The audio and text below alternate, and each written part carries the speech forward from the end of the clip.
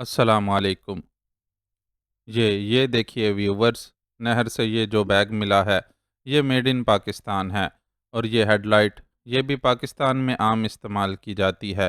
یہ چیزیں ثبوت ہیں کہ قاہر دشمن نے ایک بار پھر بھارت ماتا پر اوچھا وار کیا ہے۔ دنیا کے سامنے مظلومیت کا ڈھونگ رچانے والا پاکستان مسلسل اپنے ایجنٹس سیما کے اس پار بھیج رہا ہے، اور یہ ایجنٹس ہمارے دیش کے رکھوالوں اور دیش واسیوں کو نقصان پہنچانے کی پوری کوشش کرتے ہیں۔ منہ سے مائک لگائے اینکر زمین پر رکھے ایک بیگ اور کچھ دوسری اشیاء کی طرف انگلی سے اشارہ کرتا ہوا پرجوش اور نفرت انگیز لہجے میں بولتا جا رہا تھا، اور ٹی وی کے سامنے بیٹھا معاذ ہونٹ بھینچے سندر نگر میں ہونے والے بم بلاسٹ سے متعلق وہ رپورٹ دیکھ رہا تھا۔ وہ دیکھیں، آپ دیکھ سکتے ہیں کہ بلاسٹ کتنا زوردار تھا کہ اس نے پل کا ایک بڑا حصہ اڑا کر رکھ دیا۔ اینکر کی آواز کے ساتھ ہی کیمرے نے اپنا رخ بدل لیا تھا، اور اب تباہ شدہ پل کو دکھایا جا رہا تھا۔ ایکسپرٹس کا اندازہ ہے کہ پل کو سپورٹ دینے والے پلر کے ساتھ ٹائم بم باندھا گیا تھا۔ حملہ آور نہر میں تیرتے ہوئے اس مرکزی پلر تک پہنچے، بم فکس کیا اور اپنا بوجھ ہلکا کرنے کے لیے اپنا سامان نہر میں ہی پھینک کر چلے گئے۔ ہمارے بہادر جوانوں نے بلاسٹ کا شکار ہونے والے مظلوموں کی باڈیز نہر سے نکالنے کے دوران ان چیزوں کو بھی نہر سے نکالا ہے، اور امید ہے کہ ابھی ایسا بہت کچھ سامنے آنے والا ہے جو ثابت کر دے گا کہ حملہ آور پاکستانی ہی تھے۔ کیمرہ ایک بار پھر اس بیگ پر آ ٹکا تھا۔ معاذ اس بیگ کو پہچان سکتا تھا۔ یہ بیگ اور ایسا ہی دوسرا بیگ اس نے اور سونیا نے کارروائی کے دوران اپنے اپنے شانوں پر لٹکا رکھا تھا، اور طے شدہ پروگرام کے مطابق کارروائی کے بعد اس فضول بوجھ سے آزادی حاصل کر لی تھی۔ یہ تو اسے اب سمجھ آ رہا تھا کہ یہ سب کچھ اصل میں پاکستان کو مجرم ٹھہرانے کے لیے کیا گیا تھا۔ اس کارروائی کے لیے سامان کی فراہمی سونیا کے مقامی مددگاروں نے کی تھی، اور سونیا نے یہ سب کچھ عین وقت پر اسے سونپا تھا، اس لیے اسے کسی بھی شے پر غور کرنے کا موقع نہیں ملا تھا۔ میں اپنے ویورز کو ایک بار پھر بتاتا چلوں کہ بلاسٹ کے سمے انڈین آرمی کا ایک چھوٹا قافلہ سیما کے قریب ڈیوٹی دیتے ہمارے بہادر جوانوں کے لیے رسد لے کر جا رہا تھا، مگر اتفاق سے ایک گزرتی بارات کی وجہ سے تاخیر ہوئی، اور باراتیوں کی بس گزری اور نشانہ بن گئی۔ ہمیں اپنے ان مظلوم شہریوں کی موت پر شدید دکھ ہے، اور ہم دشمن کو بتا دینا چاہتے ہیں کہ انہیں اینٹ کا جواب پتھر سے ملے گا۔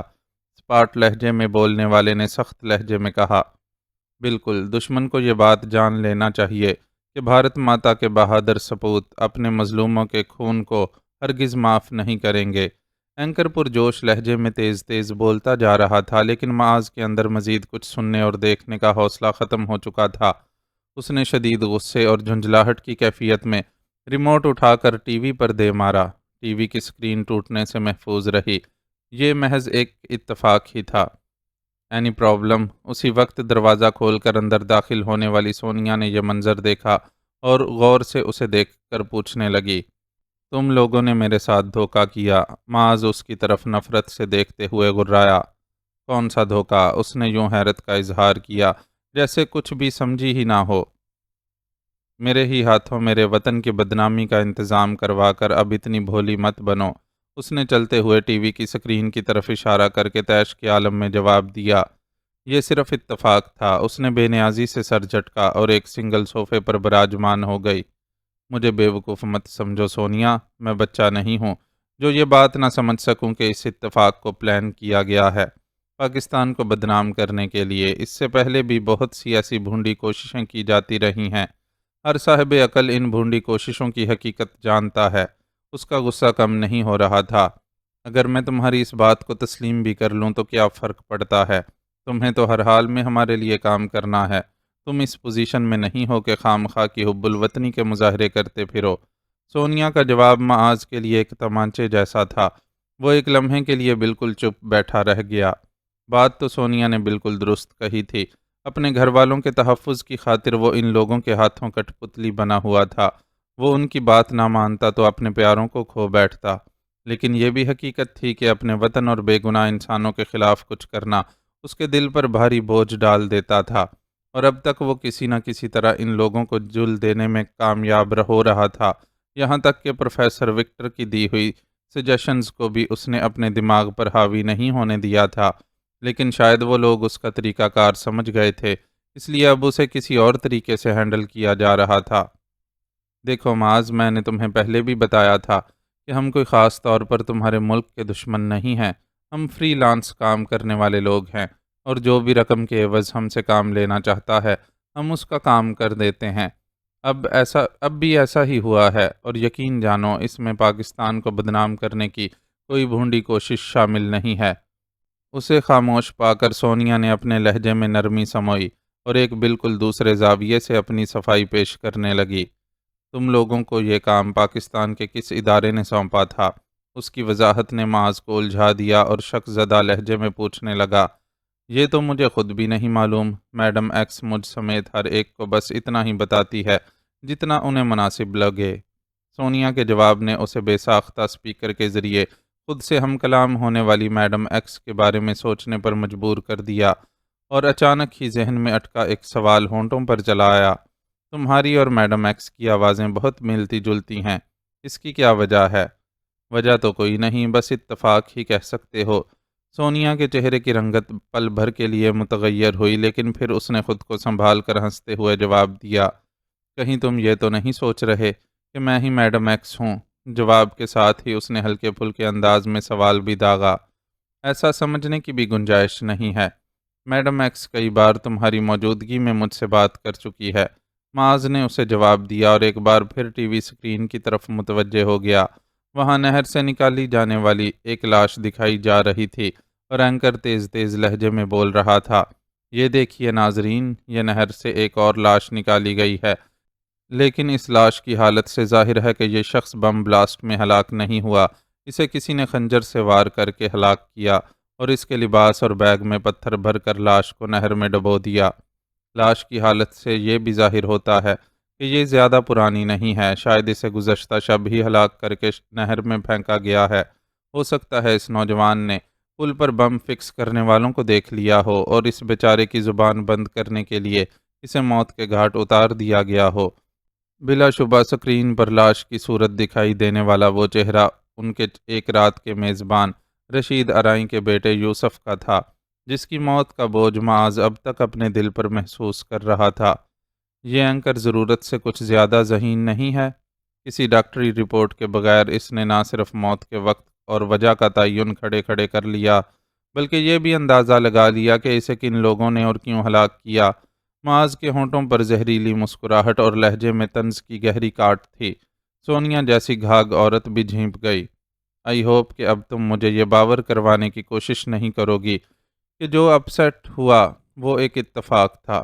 میں جان چکا ہوں کہ بے شک تم لوگ کرائے کے ٹٹو ہو، لیکن کام بہرحال دشمنوں کے لیے کر رہے ہو، اور اس گدھے اینکر کو ایسی ساری معلومات منتقل کی گئی ہیں جن کی مدد سے پاکستان کے خلاف زہر اگلا جا سکے۔ تم اپنی مرضی سے جو چاہے سمجھنے کے لیے آزاد ہو، لیکن یہ تو طے ہے کہ تمہیں ہمارے لیے کام کرنا ہے، تمہارے پاس انکار کی گنجائش نہیں ہے۔ تیز لہجے میں اسے جواب دے کر سونیا اس کے کمرے سے باہر نکل گئی۔ انکار کی گنجائش بے شک نہ ہو، لیکن اب تم مجھ سے اپنی مرضی کا کام بھی آسانی سے نہیں لے سکو گی۔ وہ سونیا کے پیچھے بند ہو جانے والے دروازے کو دیکھتے ہوئے پورے عزم سے سوچ رہا تھا۔ خیریت ہے شکیل بھائی، آپ کچھ پریشان لگ رہے ہیں؟ شکیل کے فون بند کرتے ہی عالم شاہ نے ان سے پوچھا۔ خیریت نہیں ہے، ایس ایس پی صاحب نے مجھے اطلاع دی ہے کہ ایک پولیس پارٹی تمہاری اور سرمد کی تلاش میں یہاں چھاپا مارنے کے لیے روانہ ہونے والی ہے۔ شکیل نے ستے ہوئے چہرے کے ساتھ اسے آگاہ کیا۔ اس کا مطلب ہے کہ کسی طرح وشنا کو مدد مل گئی ہے، اور وہ پولیس میں اپنے تعلقات کا فائدہ اٹھا کر ہمارے خلاف کارروائی کا آغاز کروانے میں کامیاب ہو گیا ہے۔ عالم شاہ نے خیال آرائی کی۔ وہ سب اپنی جگہ ہے، ابھی ان سب باتوں کو ڈسکس کرنے کا ٹائم نہیں ہے۔ اس وقت تو سب سے اہم بات یہ ہے کہ تم لوگوں کو پولیس کے آنے سے پہلے پہلے کسی اور جگہ شفٹ کر دیا جائے۔ اگر اس وقت تک تم لوگ پولیس والوں کے ہاتھ آ گئے تو بہت مشکل میں پڑ جاؤ گے۔ وشنا نے تم پر سنیل کے قتل کا الزام لگایا ہے، اور وہ اتنا طاقتور ہے کہ کسی نہ کسی طرح تم پر یہ الزام ثابت بھی کر دے گا۔ شکیل بہت زیادہ پریشان تھے۔ ہم کہاں جا سکتے ہیں؟ کسی ہوٹل وغیرہ کا رخ کریں گے تب بھی پولیس ہمیں ڈھونڈ لے گی۔ عالم شاہ کو بھی تشویش محسوس ہوئی۔ جگہ کا مسئلہ نہیں ہے، میرے پاس ایک مناسب جگہ موجود ہے، تم اور سرمد اپنا ضروری سامان لے کر فوری طور پر وہاں شفٹ ہو جاؤ۔ میں جلیل سے کہہ دیتا ہوں، وہ تمہیں وہاں چھوڑ آئے گا۔ اور سجل، کیا تم سجل کو بھی اپنے ساتھ لے جانا چاہتے ہو؟ مجھے خدشہ ہے کہ مجھے اور سرمد کو موجود نہ پا کر سجل کو تنگ کرنے کی کوشش کی جائے گی۔ اب ہم اتنے گئے گزرے لوگ بھی نہیں ہیں کہ لوگ ہمارے گھر کی عورتوں کو ہماری موجودگی میں تنگ کر سکیں۔ فی الحال تم سجل کو یہیں رہنے دو، وہ یہاں زیادہ آرام سے رہ پائے گی۔ شکیل نے کہا تو اسے ان کی بات ٹھیک لگی۔ یہاں سجل اپنوں کے درمیان تمام تر سہولیات کے ساتھ رہ سکتی تھی۔ شکیل انہیں جس جگہ بھیج رہے تھے اس کے بارے میں انہیں کوئی اندازہ نہیں تھا کہ وہاں کیا صورتحال ہے۔ کسی کم سہولیات والی جگہ پر سجل کو چھوٹے بچے کے ساتھ پریشانی ہو سکتی تھی۔ ٹھیک ہے، جو آپ مناسب سمجھیں، اس نے شکیل سے اتفاق کیا۔ تم اور سرمد 2-4 منٹ میں ریڈی ہو جاؤ، میں جلیل سے بات کرتا ہوں۔ شکیل کہہ کر کمرے سے باہر نکل گئے۔ ان کے جاتے ہی اس نے سرمد کو بلا کر حالات سے آگاہ کیا۔ سرمد فوراً ہی حرکت میں آیا۔ تھوڑی ہی دیر میں ان کا ضروری سامان 2 سفری بیگز میں منتقل ہو چکا تھا اور وہ وہاں سے جانے کے لیے بالکل تیار تھے۔ جلیل بھی گیٹ پر گاڑی لے کر تمہارا انتظار کر رہا ہے، آؤ میں تم لوگوں کو وہاں تک چھوڑ آؤں۔ شکیل انہیں اپنی رہنمائی میں لے کر چل پڑے۔ تقریب سے تھک ہار کر واپس آنے والے اب اپنے اپنے کمروں میں تھے اور یقینی طور پر سونے کی تیاری کر رہے تھے، اس لیے ان کا کسی سے سامنا نہیں ہوا۔ عالم شاہ کے دل میں خیال آیا کہ روانگی سے قبل سجل سے ملاقات کر لے، لیکن پھر اس نے خود ہی اپنے اس خیال کو رد کر دیا۔ شکیل کے تاثرات سے ظاہر تھا کہ وہ ان لوگوں کو جلد از جلد وہاں سے روانہ کرنا چاہتے ہیں، اور سجل سے ملاقات کی صورت میں یقیناً انہیں وقت لگ جانا تھا۔ وہ اس اچانک روانگی کے سلسلے میں سوال جواب کرتی اور یہ بھی ممکن تھا کہ جذباتی ہو کر خود بھی ان کے ساتھ جانے کے لیے ضد کرتی، اس لیے بہتر تھا کہ ابھی وہ اس کی بے خبری میں ہی وہاں سے روانہ ہو جائیں اور بعد میں شکیل خود اسے آگاہ کر دیں۔ پولیس والوں سے نمٹ کر میں خود تم لوگوں سے رابطہ کروں گا، وہاں جا کر آرام سے سو جانا، بعد میں طے کریں گے کہ ہمارا آئندہ کا لائحہ عمل کیا ہونا چاہیے۔ اپنے ہاتھ سے عقبی دروازے پر لگا تالا کھولتے ہوئے شکیل نے انہیں ہدایات دیں۔ جی ٹھیک ہے، جیسا آپ کہیں۔ اس نے فرما برداری کا مظاہرہ کیا اور شکیل کے پیچھے کھلے گیٹ سے باہر نکلا۔ باہر نکلتے ہی اس کی نظر وہاں کھڑی گاڑی پر پڑی اور وہ یہ دیکھ کر حیران ہوا کہ گاڑی میں جلیل کے ساتھ فردوس بھی موجود ہے۔ بھابھی کو اس وقت زحمت کیوں دی؟ اسے احساس تھا کہ دن بھر کی مصروفیت اور پھر تقریب میں شرکت کے بعد فردوس تھکی ہوئی ہے۔ جلیل کے اس وقت گھر سے نکلنے کا جواز پیدا کرنے کے لیے فردوس کا ساتھ جانا ضروری تھا۔ جلیل یہ کہہ کر نکلا ہے کہ ہسپتال سے فردوس کے لیے ایمرجنسی کال آئی ہے۔ چوکیدار سمیت کسی کو بھی علم نہیں ہے کہ اس وقت جلیل تم لوگوں کے انتظار میں یہاں کھڑا ہے۔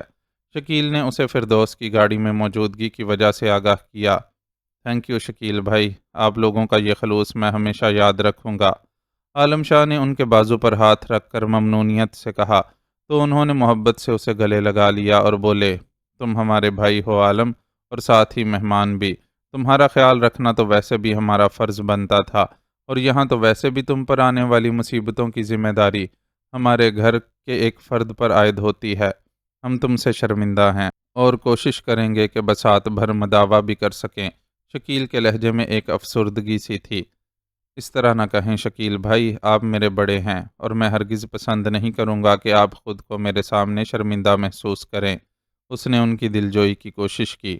اچھا بس اب جاؤ، یہ نہ ہو کہ تم لوگوں کی روانگی سے قبل ہی پولیس والے آ دھمکیں۔ شکیل نے خود پر قابو پا کر اس سے کہا تو وہ ان سے الگ ہو کر گاڑی کی طرف بڑھ گیا۔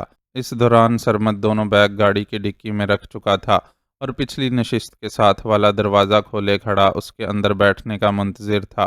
اس کے بیٹھنے کے بعد وہ خود بھی بیٹھ گیا تو جلیل نے گاڑی آگے بڑھا دی۔ سوری بھابھی، آپ کو ہم لوگوں کی وجہ سے زحمت ہوئی۔ جلیل اور فردوس کے سنجیدہ تاثرات کو دیکھتے ہوئے عالم شاہ نے معذرت کی۔ اٹس اوکے، تمہیں ایکسکیوز کرنے کی کوئی ضرورت نہیں، فردوس کی بجائے جلیل کی طرف سے سنجیدہ لہجے میں جواب آیا۔ عالم شاہ کچھ اور کہنے کا سوچتا اس سے قبل ہی پولیس کا مخصوص سائرن سنائی دینے لگا۔ تھینک گاڈ، ہم صحیح وقت پر نکل گئے۔ فردوس کے منہ سے بے ساختہ ہی پھسلا۔ جلیل البتہ ماتھے پر شکنے لیے سنجیدگی سے ڈرائیونگ کرتا رہا۔ اس نے گاڑی کی رفتار کچھ اور بھی بڑھا دی تھی۔ عالم شاہ نے اندازہ لگایا کہ وہ اس راستے سے ہٹ کر سفر کر رہے تھے جس پر سے پولیس موبائل کا سائرن سنائی دے رہا تھا۔ جلد ہی سائرن کی آوازیں معدوم ہو گئیں۔ جس کا مطلب تھا کہ وہ ان سے کافی دور ہو چکے ہیں۔ اپنے بچ نکلنے کا اطمینان اپنی جگہ تھا، لیکن اس بات کی بہرحال فکر تھی کہ پولیس والے پتہ نہیں کس طرح پیش آئیں۔ سجل کے حوالے سے خاص طور پر پریشانی تھی۔ شکیل نے یقین دہانی تو کروائی تھی کہ وہ سجل سے کسی بدتمیزی کی نوبت نہیں آنے دیں گے، پھر بھی وہ خود کو اس کے لیے پریشان ہونے سے روکنے میں ناکام تھا۔ سجل بے شک سمجھدار اور مضبوط اعصاب کی مالک تھی، لیکن اسے اس قسم کے لوگوں سے نمٹنے کا کوئی تجربہ نہیں تھا۔ معظم شاہ کی موت کے صدمے نے بھی اسے کمزور کر دیا تھا۔ ایسے میں خدشہ تھا کہ وہ اپنے عزیز بھائی کو مشکل میں دیکھ کر بہت زیادہ پریشان نہ ہو جائے۔ کیا خیال ہے کسی بیکری وغیرہ پر رک کر ان لوگوں کے ناشتے کے لیے کچھ سامان نہ لے لیں؟ سوچوں میں غلطاں بہت سا سفر خاموشی سے گزر گیا تو فردوس نے تجویز پیش کی۔ اب صبح کا اجالا ہر طرف پھیل چکا تھا اور گاڑی ایک ایسی سڑک سے گزر رہی تھی جس کے اطراف میں مختلف نوعیت کی دکانیں موجود تھیں۔ بیشتر دکانیں ابھی بند تھیں، لیکن دودھ، دہی، حلوہ پوری اور بیکری جیسی دکانیں جن پر لوگوں کے ناشتے کا انحصار ہوتا ہے کھل چکی تھیں۔ کوٹھی پر گل خان موجود ہے، انہیں جس بھی شے کی ضرورت ہوئی وہ خود لا دے گا، ہمیں راستے میں کہیں رکنے کی ضرورت نہیں ہے۔ اسی رفتار سے گاڑی چلاتے ہوئے جلیل نے سپاٹ سے انداز میں جواب دیا تو فردوس جھینپ کر خاموش ہو گئی۔ باقی کا راستہ بھی اسی خاموشی سے گزرا۔ آخرکار جلیل نے ایک کوٹھی کے گیٹ کے سامنے گاڑی روکی اور ہارن دیا۔ گیٹ میں بنے چھوٹے سے خانے کو کھول کر کسی نے باہر جھانکا اور جلیل کو دیکھ کر جلدی سے پورا گیٹ کھول دیا۔ جلیل گاڑی اندر لے گیا۔ گیٹ کھولنے والا گیٹ بند کر کے تیزی سے ان کی طرف لپکا۔ سلام صاحب، ہم کو شکیل صاحب کا فون آیا تھا، تب سے ہم آپ کا واسطے گیٹ کھولنے کے لیے ریڈی کھڑا ہے۔ روایتی گھیردار لباس میں ملبوس، سر پر ٹوپی لگائے، وہ اپنے پٹھان ہونے کا منہ بولتا اشتہار تھا۔ وعلیکم السلام گل خان، ذرا اس طرف آؤ اور میری بات دھیان سے سنو۔ چوکیدار کے سلام کا جواب جلیل کی بجائے فردوس نے دیا اور اسے اپنے پاس بلایا۔ جلیل کی طرح وہ بھی گاڑی سے نہیں اتری تھی اور اسی وجہ سے عالم شاہ اور سرمد بھی تذبذب کا شکار ابھی تک گاڑی میں ہی براجمان تھے۔ ہم کو معافی دو ڈاکٹر صاحبہ، ہم نے دیکھا نہیں کہ آپ بھی صاحب کے ساتھ ہو۔ گل خان لپک کر فردوس والی سائڈ پر پہنچا اور زور و شور سے معذرت کرنے لگا۔ نو پرابلم گل خان، میں نے برا نہیں مانا، فردوس نے مسکرا کر اسے جواب دیا۔ پرابلم کیسا نہیں ہے بیبی صاحب، ہمارا گھر والی کو پتہ لگے گا کہ آپ ادھر آیا تھا اور ہم نے آپ سے اس کا بیماری کا دوا نہیں لکھوایا تو وہ ہمارا جینا حرام کر دے گا۔ تمہاری گھر والیوں کی بیماریاں سن کر دوائیں لکھنے کا وقت نہیں ہے بی بی کے پاس، تم خاموشی سے وہ سنو جو بی بی تم سے کہہ رہی ہیں۔ گل خان یقیناً کوئی لمبی کہانی چھیڑنے کے موڈ میں تھا، لیکن جلیل نے ڈپٹنے والے انداز میں اسے حکم دیا تو بالکل بھیگی بلی بن کر کھڑا ہو گیا اور دونوں ہاتھ سینے پر باندھ کر یوں ساکت کھڑا ہو گیا جیسے اب فردوس کی بات سننے سے قبل سانس لینا بھی اس پر حرام ہو۔ اپنے گول مٹول چہرے پر اس قسم کی سنجیدگی طاری کیے کھڑا وہ کچھ ایسا مضحکہ خیز لگ رہا تھا کہ ماحول کی کشیدگی کے باوجود دیکھنے والوں کو ہنسی آ رہی تھی۔ ہمارے ساتھ شکیل بھائی کے مہمان ہیں، یہ دونوں کچھ عرصہ یہیں رہیں گے، تمہیں ان کا ہر طرح سے خیال رکھنا ہے، لیکن خبردار ان کی یہاں موجودگی کا کسی کو پتہ نہیں چلنا چاہیے، ورنہ شکیل بھائی تمہارے کان کھینچیں گے۔ فردوس نے ہونٹ دبا کر اپنی مسکراہٹ روکی اور خود پر سنجیدگی طاری کرتے ہوئے گل خان کو ہدایات دیں۔ شکیل صاحب سے آپ ہمارا سفارش کرنا کہ ہم سے کوئی غلطی ملتی ہو جائے تو ہمارے کان کو چھوڑ کر کچھ اور کھینچ لینا، ہمارا کان پہلے ہی پیدائشی طور پر بہت بڑا ہے، صاحب نے کھینچا تو اور بڑا ہو جائے گا۔ ادھر ویسے بھی جب سے عامر خان کا فلم پی کے آیا ہے، بچہ لوگوں نے ہمارا نام گل خان کی بجائے پی کے رکھ چھوڑا ہے، اب اگر کان اور لمبا ہو گیا تو کہیں ایسا نہ ہو کہ لوگ ہم کو دوسرے گولے کا مخلوق بول کر راکٹ میں بٹھائے اور اوپر خلا میں پھینک دے۔ اس نے جلدی سے دونوں کانوں پر ہاتھ رکھ کر اس طرح بولنا شروع کر دیا جیسے کوئی سچ مچ اس کے کان کھینچ کر لمبے کرنے لگا ہو۔ اس بار فردوس اپنی ہنسی کو نہیں روک سکی۔ عالم شاہ اور سرمد کے ہونٹوں پر بھی مسکراہٹ آ گئی۔ گل خان کے کان واقعی معمول سے ذرا بڑے تھے اور پہلی نظر میں ہی نوٹس میں آ گئے تھے۔ یہ ہنسی مذاق کا وقت نہیں ہے، جلیل نے پہلے ہنستی ہوئی بیوی کو گھورا، پھر گل خان کو غضبناک نظروں سے دیکھتے ہوئے سخت لہجے میں بولا، ڈکی سے مہمانوں کا سامان نکالو اور بی بی نے مہمانوں کے بارے میں جو کچھ کہا ہے اسے اپنے دماغ میں اچھی طرح بٹھا لو، اگر کوئی گڑبڑ ہوئی تو تمہاری خیر نہیں ہوگی۔ اس کے سخت لہجے نے اثر دکھایا اور گل خان ڈکی کی چابی لے کر پیچھے کی طرف لپکا۔ عالم شاہ اور سرمد بھی دروازے کھول کر گاڑی سے نیچے اتر گئے۔ سوری، ہم لوگ جلدی میں ہیں، جھوٹ کو نبھانے کے لیے اب مجھے سچ مچ ہسپتال جانا ہوگا۔ جلیل مجھے ڈراپ کر کے واپس چلے جائیں گے، تم لوگ یہاں آرام سے رہو۔ گل خان تھوڑا سا باتونی لیکن بہت فرض شناس بندہ ہے، یہ تم لوگوں کا پورا خیال رکھے گا۔ گل خان کے ڈکی کھول کر بیگ نکالنے کے دوران فردوس نے جلدی وضاحت کی۔ وہ جلیل کے روکھے انداز پر کچھ خفت زدہ نظر آئی تھی۔ نو پرابلم بھابی، آپ جائیں، ہم ایڈجسٹ کر لیں گے۔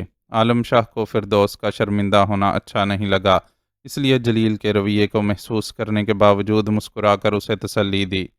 یہ شکیل بھائی نے تمہیں دینے کو کہا تھا۔ جلیل نے گاڑی سٹارٹ کر لی تھی جب فردوس نے اپنے پرس میں سے ایک پھولا ہوا لفافہ نکال کر اس کی طرف بڑھایا۔ عالم شاہ اس لفافے کے بارے میں کوئی استفسار کرتا اس سے قبل ہی جلیل کی گاڑی حرکت میں آ چکی تھی۔ گل خان جو گاڑی سٹارٹ ہوتے ہی گیٹ کی طرف دوڑ لگا چکا تھا، جلیل کے گیٹ تک پہنچنے سے قبل گیٹ کھولنے میں کامیاب رہا۔ ویسے اسے بھاگتے ہوئے دیکھنا بھی ایک دلچسپ تجربہ تھا۔ بالکل یوں محسوس ہوا تھا جیسے ایک بڑے سے فٹ بال کو زوردار کک لگا کر متحرک کر دیا گیا ہو۔ نسبتاً چھوٹے قد کے ساتھ بھاری بدن کا ہونے کے باعث وہ کسی فٹ بال ہی کی طرح دکھائی دیتا تھا۔ اس پر اس کے بڑے کان اسے مزید منفرد بناتے تھے۔ آؤ صاحب، آپ کو آپ کا کمرہ دکھاتا ہے۔ گیٹ بند کر کے آنے کے بعد وہ مستعدی سے ان کی خدمت میں حاضر ہو گیا۔ اس نے انہیں ان کے کمرے دکھائے۔ عالم شاہ کے لیے بڑا گیسٹ روم تھا جس میں ہر آسائش مہیا کی گئی تھی۔ سرمد کے لیے نسبتاً چھوٹا لیکن صاف ستھرا اور باسہولت کمرہ قریب ہی تھا۔ ہمسارہ کوٹھی کو ایک دم چکا چوندھ آئینے کی مانند صاف ستھرا رکھتا ہے۔ آپ کو پھر بھی کوئی شکایت ہو تو ہم کو بتانا، ہم سب ٹھیک کر دے گا۔ کیوں، کیا تم برائٹ ہو؟ عالم شاہ کے منہ سے بے ساختہ ہی جملہ پھسلا۔ وہ کیا صاحب؟ گل خان کا منہ کھل گیا۔ آپ ہمارے ساتھ مخول کرتا ہے صاحب؟ ایسے ہی منہ سے ایک بات نکل گئی یار، لیکن اب میں بالکل سیریس ہوں اور تمہیں صاف بتا رہا ہوں کہ اگر آدھے گھنٹے کے اندر مجھے ڈھنگ کا ناشتہ نہیں ملا تو میں فوت ہو جاؤں گا۔ فوت ہو آپ کا دشمن، ہمارا ہوتے ہوئے آپ کم سے کم بھوک سے فوت نہیں ہو سکتا۔ گل خان فوراً ہی نہایت خلوص سے بولا اور ناشتہ تیار کرنے کے لیے کچن کا رخ کیا۔ اس کے جانے کے بعد عالم شاہ نے لفافہ کھول کر دیکھا۔ اس میں اچھی خاصی بھاری مالیت کی انڈین کرنسی موجود تھی۔ شکیل نے انہیں محفوظ پناہ گاہ فراہم کرنے کے ساتھ ساتھ اس بات کا بھی خیال رکھا تھا کہ کسی آڑے وقت میں رقم نہ ہونے کی صورت میں انہیں پریشانی کا سامنا نہ کرنا پڑے۔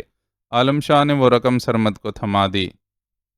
آپ نے آگے کا کیا سوچا ہے سائیں؟ رقم والا لفافہ مناسب جگہ پر رکھ کر سرمد نے اس سے پوچھا۔ میرے ذاتی خیال میں تو ہمیں اپنے سفارت خانے سے رابطہ کر کے مدد مانگنا چاہیے، لیکن خود سے کوئی قدم اٹھانے سے پہلے شکیل بھائی سے مشورہ کرنا ضروری ہے۔ وہ ہمارے ساتھ مخلص بھی ہیں اور یہاں کے حالات کو بھی زیادہ بہتر طور پر جانتے ہیں، تو بہتر ہوگا کہ ہم ان کے مشورے کے مطابق ہی عمل کریں۔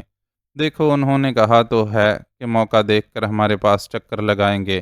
میرے خیال میں تو دوپہر سے پہلے ان کا آنا مشکل ہوگا، اس لیے بہتر ہے کہ ہم اس عرصے میں اپنی نیند پوری کر لیں۔ عالم شاہ نے تفصیلی جواب دیا۔ سجل بی بی کو اس سارے چکر کا پتہ چلا تو بہت پریشان ہوں گی۔ سرمد نے تشویش کا اظہار کیا۔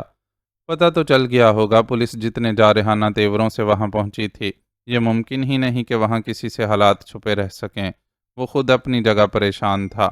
نیاز شاہ کے ہاں سے نکلتے ہوئے پولیس کی گاڑی کے جو سائرن سنے تھے، ان کی آوازیں اب بھی کانوں میں گونج رہی تھیں۔ پولیس والے جس انداز سے آئے تھے، اس سے یہی لگ رہا تھا کہ پتہ نہیں کتنے خطرناک مجرموں کو پکڑنے آ رہے ہیں۔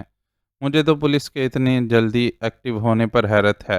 میں چوکیدار اور اس وشنام نام کے بندے کو جتنی مضبوطی سے باندھ کر آیا تھا، مجھے امید نہیں تھی کہ وہ دونوں خود سے آزاد ہو سکے ہوں گے۔ ہو سکتا ہے انہیں باہر سے مدد مل گئی ہو، ان کا کوئی ساتھی وغیرہ وہاں آ گیا ہو۔ عالم شاہ نے سرمد کی بات پر جوابی تبصرہ کیا۔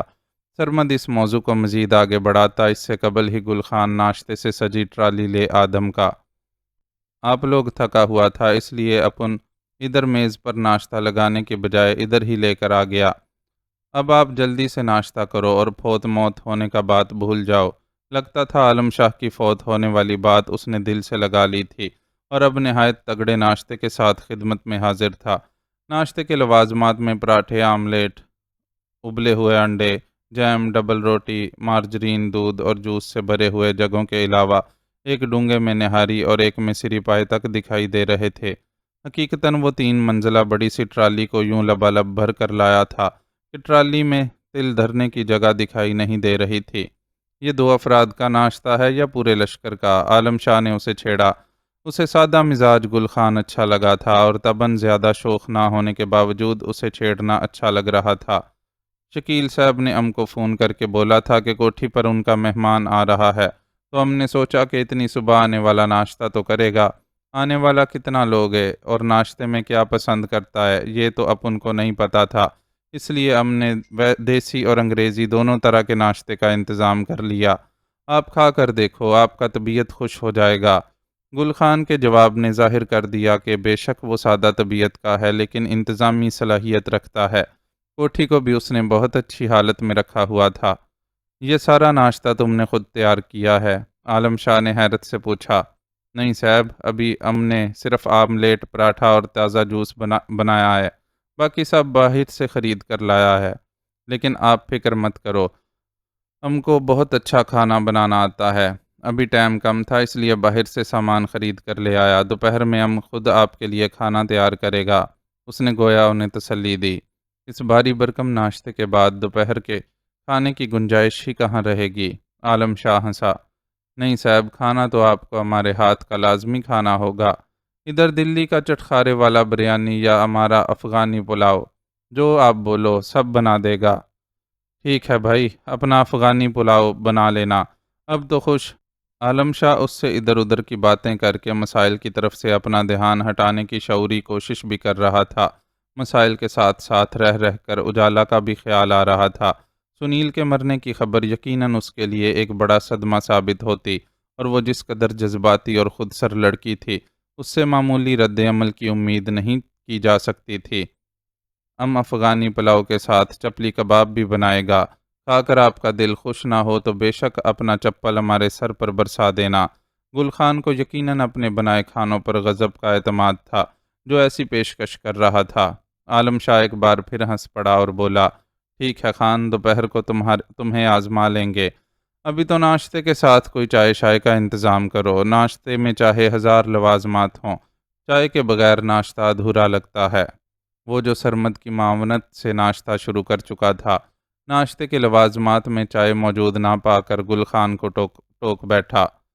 اوئے ہمارا کھانا خراب، ہم یہی تو پوچھنے آئے تھے کہ آپ ناشتے کے بعد چائے پیے گا یا کافی، پر باتوں میں دماغ سے نکل گیا۔ اس بار گل خان نے تذکیر و تانیث کی غلطی کر کے ثابت کر دیا کہ وہ بہرحال پٹھان ہے جس کی اس معاملے میں کبھی نہ کبھی زبان پھسل ہی جاتی ہے۔ بس تو جاؤ فٹافٹ چائے تیار کر کے لے آؤ، ناشتہ کر کے ہم لوگوں کو سونا بھی ہے۔ عالم شاہ نے اسے چلتا کیا، پھر سرمد سے مخاطب ہو کر بولا، تم نے کیوں ابھی تک ناشتہ شروع نہیں کیا؟ آپ آرام سے کھائیں سائیں، میں بعد میں کر لوں گا۔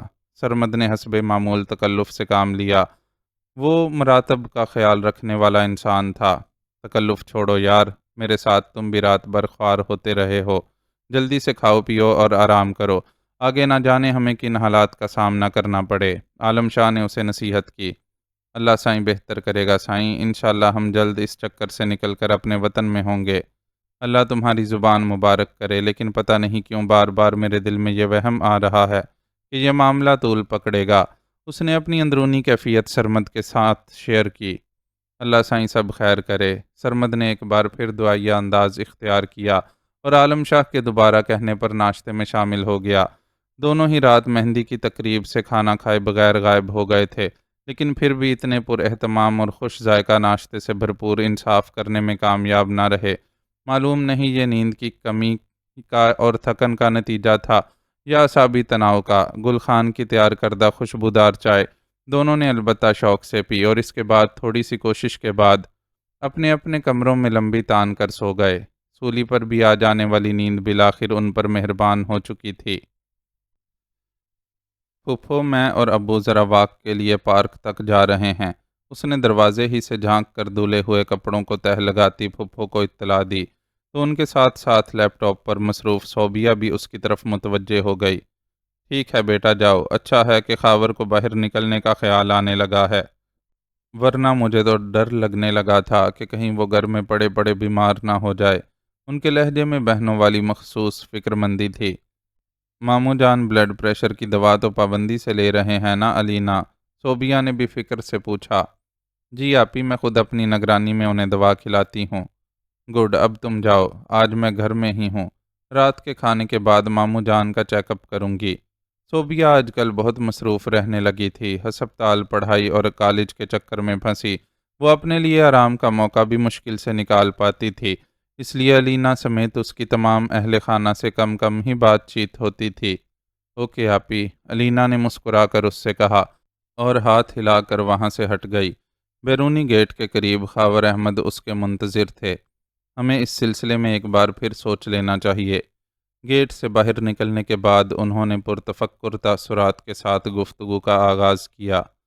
فیصلہ کرنے کے بعد بار بار سوچنا انسان کے ارادوں کو کمزور کر دیتا ہے، علینا نے انہیں سمجھایا۔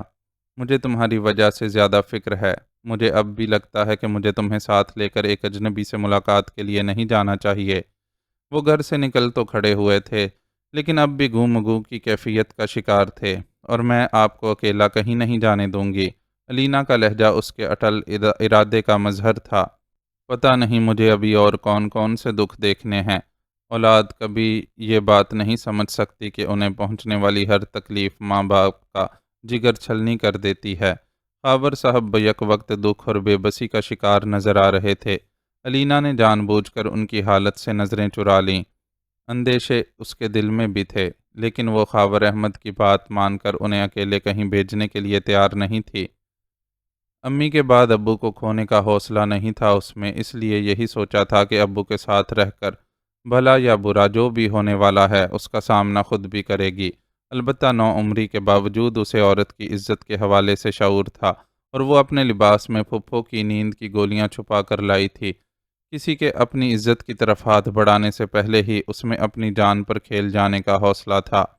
مجھے پارک کے گیٹ کے قریب گاڑی کھڑی دکھائی دے رہی ہے، یہ وہی کل والی گاڑی ہے۔ خاور احمد نے دور ہی سے گہری نیلی ڈاٹسن کو شناخت کر لیا۔ کیا خط لانے والا لڑکا بھی موجود ہے؟ علینا پرجوش ہوئی اور گاڑی کے آس پاس نظریں دوڑائیں۔ فی الحال گاڑی کے اندر یا باہر کوئی نظر نہیں آ رہا تھا، لگتا ہے وہ گاڑی کھڑی کر کے خود ادھر ادھر کہیں گیا ہوا ہے۔ خاور صاحب نے اندازہ لگایا اب ان کا پارک سے بہت کم فاصلہ رہ گیا تھا، اور نیلی ڈاٹسن تو بس 10 قدم کی دوری پر ہی کھڑی تھی۔ ایسے میں لڑکے کا موجود نہ ہونا انہیں الجھن میں مبتلا کر رہا تھا۔ درمیانی فاصلہ مزید سمٹ کر محض 4 قدم رہ گیا تو ڈاٹسن کا پچھلا دروازہ اچانک ہی کھلا اور وہی لڑکا چہرے پر مسکراہٹ سجائے باہر نکلا۔ وہ یقیناً سیٹ پر لیٹا ہوا تھا، اس لیے دور سے دکھائی نہیں دیا تھا۔ ان دونوں نے باقی کے 4 قدم طے کیے، تب تک وہ زبان سے کوئی لفظ نکالے بغیر ڈرائیونگ سیٹ پر جا بیٹھا اور انجن سٹارٹ کرنے لگا۔ عقبی دروازہ ہنوز کھلا ہوا تھا۔ خاور احمد ذرا سا جھجکے، لیکن علینا نے خود اعتمادی کا مظاہرہ کیا اور کھلے دروازے سے اندر نشست پر جا بیٹھی۔ اب خاور احمد کے پاس رکنے کی گنجائش نہیں تھی، وہ بھی علینا کے ساتھ ہی بیٹھ گئے۔ گاڑی فوراً چل پڑی۔ تم ہمیں کہاں لے جا رہے ہو؟ خاور احمد نے ڈرائیور سے دریافت کیا۔ آپ خود دیکھ لیں گے سر، اس نے شائستگی سے جواب دیا۔ ہمیں اس طرح سے بلوانے والا کون ہے؟ انہیں اس کے ٹالنے والے انداز پر غصہ آیا۔ میری ڈیوٹی صرف آپ کو طے شدہ جگہ تک پہنچانے کی ہے، باقی معلومات شاید آپ کو منزل پر پہنچ کر دی جائیں۔ ان کے غصے کے باوجود اس کے لہجے کی شائستگی برقرار رہی۔ گاڑی روکو، ہمیں تمہارے ساتھ نہیں جانا ہے۔ وہ اعصابی تناؤ کا شکار تھے، اس لیے اس کے جوابات پر ضرورت سے زیادہ غصہ آ رہا تھا۔ برابر میں بیٹھی علینا نے ان کا ہاتھ تھام کر انہیں ریلیکس کرنے کی کوشش کی۔ As you wish sir, driving کرتے لڑکے نے ایسے انداز میں جواب دیا جیسے ان کے حکم کی تعمیل کرنے جا رہا ہو، لیکن توقع کے برخلاف گاڑی چلتی رہی اور سر کی معمولی آوازوں کے ساتھ ہی ڈرائیور اور ان کے درمیان ایک شیشے کی دیوار سیاہ موجود ہوئی۔ یہ کیا حرکت ہے؟ علینا نے بے ساختہ ہی دروازے کے ہینڈل پر ہاتھ رکھا، لیکن وہ جام تھا۔ اس نے شیشہ نیچے کرنے کی کوشش کی، لیکن اس میں بھی ناکام رہی۔ سوری، میں آپ لوگوں کو تکلیف نہیں دینا چاہتا تھا، لیکن آپ لوگوں کو کسی حماقت سے روکنے کے لیے مجھے یہ حرکت کرنا پڑی۔ میں نہیں چاہتا کہ جذبات میں آ کر آپ لوگ اپنا کوئی نقصان کریں۔ یقینی طور پر وہ عقب نما آئینے میں سب دیکھ رہا تھا، چنانچہ سمجھانے والے انداز میں بولنے لگا۔ درمیان میں شیشہ تھا، اس لیے اب انہیں اس کی آواز اسپیکر سے سنائی دے رہی تھی۔ آخر تم لوگ کون ہو جنہیں ہمارے نفع نقصان کی اتنی پرواہ ہے؟ اس بار تو علینا جھنجھلا گئی۔ خاور احمد البتہ حیرت انگیز طور پر بالکل خاموش ہو گئے تھے۔ شاید یوں بے بس کر دیے جانے پر ان میں کچھ بولنے کی سکت ہی نہیں رہی تھی۔ میری آپ سے درخواست ہے کہ تھوڑی دیر صبر کر لیں، آپ کی ہر الجھن بہت جلد دور ہو جائے گی۔ اس نے نرمی سے جواب دیا تو علینا ایک گہرا سانس لے کر پشتگاہ سے سر ٹکا کر بیٹھ گئی۔ موجودہ صورتحال میں اس کا مشورہ مان لینے کے سوا کچھ کرنے کی گنجائش بھی نہیں تھی۔ گاڑی مختلف راستوں پر سے گزرتی ہوئی ماڈل ٹاؤن میں داخل ہوئی اور ایک خوبصورت بنگلے کے سامنے جا رکی۔ ڈرائیور کے ہارن دینے پر بنگلے کا گیٹ کھل گیا۔ گاڑی کے اندر جا کر رکنے تک دونوں باپ بیٹی دیکھ چکے تھے کہ گیٹ کھولنے والے چوکیدار کے علاوہ اندرونی دروازے پر کھڑا شخص بھی پوری طرح مسلح ہے۔ آئیے اندر تشریف لے چلیے۔ ابھی وہ ارد گرد کا مکمل جائزہ بھی نہیں لے سکے تھے کہ ڈرائیونگ سیٹ پر براجمان نوجوان نے مستعدی کا مظاہرہ کرتے ہوئے عقبی جانب کے دروازے کھولے اور انتہائی تہذیب سے انہیں اندر چلنے کی دعوت دی۔ وہ دونوں قدرے متوحش سے اس کی رہنمائی میں چل پڑے۔ آپ دونوں یہاں تشریف رکھیے، کچھ دیر میں باس آپ سے ملاقات کریں گے۔ وہ انہیں ایک شاندار ڈرائنگ روم میں چھوڑ کر واپس پلٹ گیا۔ انہیں وہاں بیٹھے چند منٹ ہی گزرے تھے کہ ایک ملازم لوازمات سے سجی ٹرالی لیے حاضر ہو گیا۔ ٹرالی میں ٹھنڈے گرم مشروبات کے علاوہ ڈھیروں سنیکس موجود تھے۔ آپ کیا لینا پسند کریں گے سر؟ ملازم مؤدبانہ خاور احمد سے مخاطب ہوا۔ کچھ نہیں، انہوں نے روکھے پن سے جواب دیا۔ پلیز سر کچھ تو لے لیں، اس نے اصرار کیا۔ خاور احمد خاموش رہے۔ آپ ایسا کریں کہ چائے بنا دیں، علینا نے آہستہ سے کہا۔ وہ اپنی عمر سے زیادہ سمجھداری اور ہمت کا مظاہرہ کر رہی تھی۔ اس بنگلے کو دیکھ کر ہی اسے احساس ہو گیا تھا کہ جس شخص نے انہیں اتنے قرینے سے یہاں آنے کی دعوت دی ہے وہ یقیناً اتنا طاقتور اور باحیثیت ہوگا کہ اگر چاہتا تو انہیں زبردستی بھی یہاں بلا سکتا تھا۔ زبردستی نہیں کی گئی تھی تو اس کا مطلب تھا کہ وہ دوست بن کر ان سے ملنا چاہتا تھا۔ ہم زیادہ دیر یہاں نہیں رک سکتے، جس کسی نے بھی ہم سے ملنا ہے اس سے کہو کہ جلدی آ کر ملاقات کر لے۔ بمشکل آدھا کپ چائے زہر مار کرنے کے بعد خاور احمد نے ملازم سے کہا تو وہ سر جھکا کر باہر نکل گیا۔ تھوڑی ہی دیر میں انہیں یہاں لانے والا لڑکا ان کے سامنے تھا۔ آپ لوگوں کو پہنچنے والی زحمت کے لیے میں آپ سے معذرت خواہ ہوں۔ باس اصل میں ایک میٹنگ میں تھے، اس لیے فوری طور پر آپ کو اٹینڈ نہیں کر سکے۔ بس کچھ ہی دیر میں وہ یہاں پہنچنے والے ہوں گے۔ وہ اس انداز سے گفتگو کر رہا تھا جیسے کسی بڑے بزنس مین کا سیکرٹری ہو۔ ہم گھر والوں کو مطلع کیے بغیر آئے ہیں، اگر ہمیں واپسی میں زیادہ دیر ہو گئی تو وہ لوگ پریشان ہوں گے، خاور احمد نے اسے بتایا۔ آپ ایسا کریں، پھپھو کو فون کر کے انہیں بتا دیں کہ ہمیں گھر واپس آنے میں دیر ہو جائے گی۔ ان کی پریشانی دیکھ کر علینا نے انہیں مشورہ دیا۔ کوئی بہانہ بنانا پڑے گا۔ خاور احمد نے بڑبڑاتے ہوئے موبائل جیب سے باہر نکالا۔ ایکسکیوز می سر، آپ یہاں موبائل استعمال نہیں کر سکتے۔ میں معذرت چاہتا ہوں لیکن آپ کو اپنا موبائل میرے حوالے کرنا ہوگا۔ اس نے اتنی پھرتی سے خاور احمد کا موبائل جھپٹا کہ وہ مزاحمت تک نہ کر سکے۔ یہ کیا بدتمیزی ہے؟ یہ صرف ایک حفاظتی تدبیر ہے، ہم نہیں چاہتے کہ آپ کو یہاں ٹریس کیا جا سکے۔ اس نے ان کا موبائل آف کرتے ہوئے جواب دیا اور ساتھ ہی سوالیہ نظروں سے علینا کی طرف دیکھا۔ میرے پاس موبائل نہیں ہے، اس نے اس کی نظروں کا مفہوم سمجھتے ہوئے جواب دیا۔ گڈ، وہ کہہ کر باہر نکل گیا۔ یہ لوگ کون ہیں اور کیا چاہتے ہیں؟ میری سمجھ میں کچھ نہیں آ رہا۔ خاور احمد نے اپنا سر تھام لیا۔ پلیز ابو پریشان مت ہوں، پتہ نہیں کیوں میرا دل کہہ رہا ہے یہ لوگ جو بھی ہیں ہمارے لیے دوست ثابت ہوں گے۔ علینا نے انہیں تسلی دی۔ دل کی گواہی ہمیشہ سچی ہوتی ہے صاحبزادی، مجھے امید ہے کہ تمہیں ہم سے مایوسی نہیں ہوگی۔ بھاری آواز پر علینا اور خاور احمد نے بیک وقت مڑ کر دیکھا۔ قدرے بھاری جثے کا ادھیڑ عمر آدمی کرتا پاجامے میں ملبوس سامنے موجود تھا۔ وہ دونوں بے ساختہ اپنی جگہ سے اٹھ کھڑے ہوئے۔ مجھے آپ سے جو بات کرنا ہے اس کے لیے اصولاً مجھے خود آپ کے پاس آنا چاہیے تھا، لیکن ایک تو میں آپ سے اس ملاقات کو کسی کی نظروں میں نہیں آنے دینا چاہتا تھا، دوسرے مجھے شک تھا کہ آپ کی رہائش گاہ پر ہونے والی گفتگو محفوظ نہیں ہوگی، اس لیے آپ کو زحمت دینا پڑی۔ ہاتھ سے ان دونوں کو بیٹھنے کا اشارہ کرتے ہوئے وہ شخص خود بھی ایک صوفے پر جا بیٹھا۔ اس کے چہرے پر ایک خاص قسم کا رعب تھا اور سرخ مخمور آنکھوں میں ایسی چمک تھی کہ باپ بیٹی دونوں کو اپنی زبانیں گنگ محسوس ہو رہی تھیں۔ ملاقات کا سب سے پہلا مرحلہ تعارف کا ہوتا ہے۔ اتفاق سے تو میں اتفاق سے میں تو آپ دونوں سے اچھی طرح واقف ہوں، لیکن آپ شاید ہی مجھ سے واقف ہوں، اس لیے پہلے میں اپنا تعارف کروا دیتا ہوں۔ میرا نام محمد عیسیٰ ہے، لیکن زیادہ تر لوگ مجھے لالا عیسیٰ کے نام سے جانتے ہیں۔ اس نے اپنا تعارف کرواتے ہوئے خاص طور پر خاور احمد کی طرف دیکھا۔ نام سن کر وہ چونکے اور انہیں سمجھ آ گیا تھا کہ یہ شخص انہیں قدر شناسا کیوں محسوس ہو رہا تھا۔ میرے خیال میں آپ کسی حد تک مجھ سے واقف ہیں، اس لیے میرے اس دعوے کو مان سکتے ہیں کہ میں آپ کے مسائل کے حل کے لیے آپ کی مدد کر سکتا ہوں۔ لالا عیسیٰ نے فوراً ہی ان کا چونکنا محسوس کر لیا۔ میں خود سے آپ کی اس ہمدردی کے لیے حیران ہوں۔ خاور احمد نے تھوک نگل کر اپنا حلق تر کرتے ہوئے یہ جملہ ادا کیا۔ سوچا تو میں نے بھی کبھی نہیں تھا کہ مجھے کسی عام فرد سے اس طرح ملاقات کی ضرورت پڑ سکتی ہے، لیکن بعض اتفاقات ایسے ہوتے ہیں جو دو مختلف دنیاؤں کے افراد کو آپس میں ملنے پر مجبور کر دیتے ہیں۔ میں آپ کے بیٹے معاذ کے ساتھ پیش آنے والے واقعات سے اچھی طرح واقف ہوں۔ اب آپ اسے اتفاق کہیے کہ میرا بیٹا تو نہیں، لیکن بیٹوں جیسا ہی ایک لڑکا آپ کے بیٹے کے معاملات میں انوالو ہو گیا، اور یوں میرا آپ سے ایک تعلق بن گیا۔ لالا اس وقت گنڈوں والے لب و لہجے کے بجائے بہت طریقے اور سلیقے سے بات کر رہا تھا، اس لیے خاور احمد میں بھی ہمت پیدا ہو سکی کہ اس سے کوئی سوال کر سکیں۔ میں سمجھا نہیں کہ آپ کیا بات کر رہے ہیں، اور میرے بیٹے کا آپ کے منہ بولے بیٹے سے کیا تعلق اور میرے بیٹے کا آپ کے منہ بولے بیٹے سے کیا تعلق ہے؟